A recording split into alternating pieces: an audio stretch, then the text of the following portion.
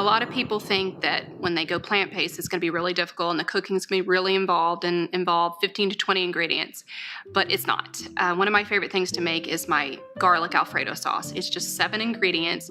Basically just start out with chopping some onions, chopping some garlic, throw it in a little bit of vegetable broth on a pan, saute it for about 8 minutes until all the broth is evaporated, and then you just add it to your blender, and you're going to want to add the cooked vegetables, the remaining broth, which is another cup. I have a half a cup of cashews.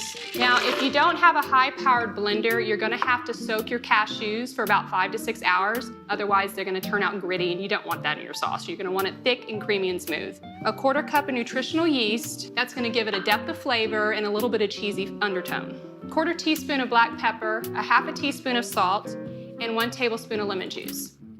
Blend it up, and you got some delicious Alfredo sauce, and pour it over some cooked pasta. And everybody's gonna be shocked that there's no dairy and there's no butter or cheese in it. It's really, really delicious. It's just as rich as traditional Alfredo sauce, but it's actually good for you.